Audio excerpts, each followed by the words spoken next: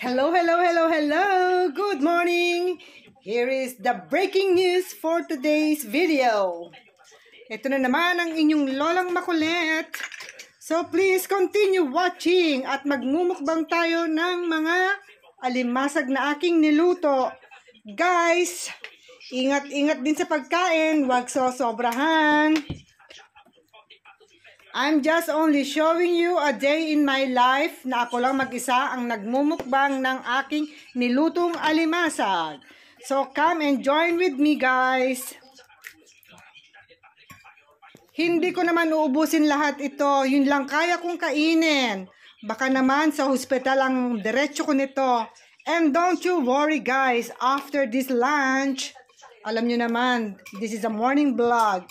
After lunch, kami ay magbabicycle or magpapadyak. And I think today is medyo malayo-layo ang aming papadyakin dahil bukas, Friday, hindi kami makakapag-outdoor activity dahil meron kami mga appointment sa doktor. So, health muna ang ating uunahin bago ang ating activity. So guys, please continue watching at huwag kayong magsasawa sa panonood. Yes guys, you heard it right. Meron tayong appointment sa doktor. May check-up tayo about the thyroid. So, checkin niya to kung ano na nangyayari sa thyroid. Actually, last check-up nito is 6 months ago. Pinababalik kami after 6 months. So, this is it, pansit. So, go na kami para naman malaman natin kung okay ba ang ating health condition. Gusto ko lang magpasalamat sa aking mga followers na continue silang nagsusupport at dun sa mga ghost followers, gising-gising na. Next month is November. Malapit na ang November. So guys, gising-gising na kayo dyan. Pwede na kayong dumalaw kahit wala pang November. So hinihintay ko kayo dito guys. Puro na lang guys ang aking sinasabi. Wala bang girl? Okay, girl. Dire-diretso lang ako sa kain, ha, girl? Pero don't you worry, girl. Hinay-hinay din yan. Hindi ko yan uubusin lahat.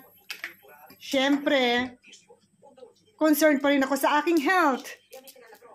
Ngayon ko lang na-enjoy ang moment na ito, guys and girls. Napakasarap palang magmukbang. This is it.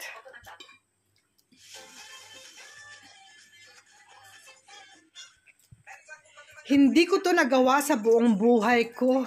Ngayon na lang, dito pa sa social media. Talaga naman, medyo nakaka-LL na ang inyong lola. So, ayan, magmukbang naman tayo ng seafoods. The other day is shrimp or hipon. Nakakita lang naman tayo ng sale dahil actually, ang mahal talaga ng hipon dito, lalo na yung mga giant shrimps. Nasa 1,000 po ang per kilo. Eh, ang nakuha ko is 2 kilo, 1 box po yon. So, wala pang 1K. Hindi ka pa ba naman bibili? So, go na ako. Naka-divided naman yon. Hindi ko nilutong lahat. Naka-portion siya. Yung iba, nilagay ko sa freezer para next time na magluluto ako ng munggo, meron akong isasahog na hipon. Next time, pag nakakita rin ako ng alimasag, isasahog ko rin to sa munggo.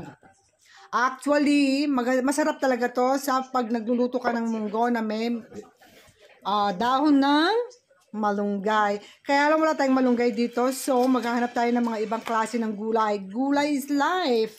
So any gulay can do. Pwede rin ng pechay. Ihiwain mo lang siya ng pinong-pino. So, ano pang hinihintay? Maglilista na tayo ng menu for the next vlog ng inyong lolang makulit. Ayan, dyan sa aking kinakain. Actually, 7 pieces yan. Ang nakain ko lang is 4 pieces. Yung 3 piraso, iniwan ko na yung kay Fabio para naman makatikim siya. Hindi ko isinabay dahil babagal ang aking pagkain, ipagbabalat ko pa siya. So, bukas na siya kumain kung gusto niya. Ako ang magbabalat. But not this time dahil napakasarap nitong aking kinakain.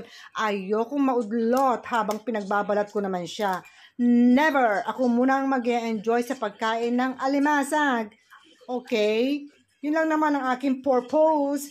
Pero wag siya mag-alala, wag mag-alala si Fabio. Bukas makakatikim siya nitong aking niluto. Alam ko, naglalaway siya habang pinapanood niya ako. Don't you worry, Fabio. Bukas makakatikim ka nitong aking niluto. Okay? Don't you worry, my dear husband. So, I hope guys, nagugustuhan niyo ang ating video. Please, continue watching and continue supporting my videos.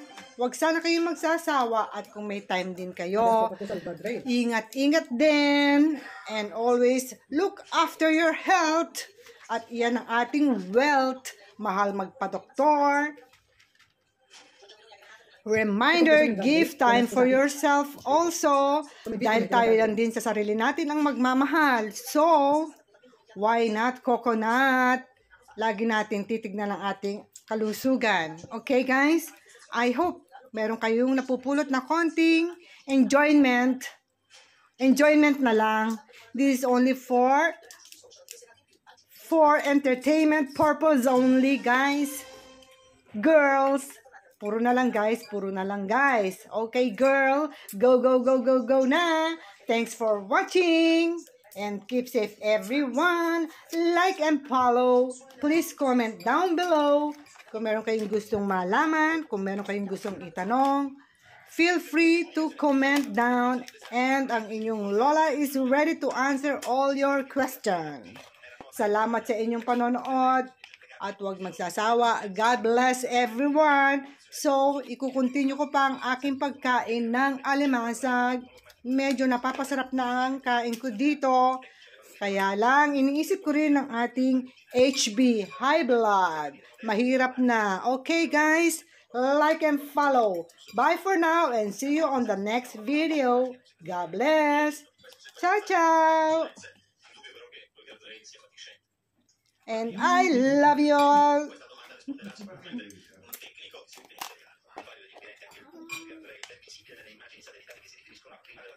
Questo è il punto in cui finisce il guardrail, prendendo il sostegno bus e salendo sul marciapiede e poi sull'altro pezzo del guardrail che aveva una sorta di effetto catapulta e così l'autobus è precipitato per 15 metri. Il punto, un atto di servizio previsto dal progetto originario che avevamo fatto, fammi vedere al comune di Venezia. È un progetto che nasce con dei pacchi di circa 2 metri lungo il percorso per garantire l'entrata riuscito degli operai quando fanno la manutenzione. E sono proprio i nostri inviati ammessi per gli aggiornamenti sulle indagini, cominciamo proprio da Leonardo Zerino. Leonardo. Sì, è chiaro che l'eventuale tema della fatiscenza del guardrail potrebbe essere una concausa del disastro. Resta ancora da capire perché la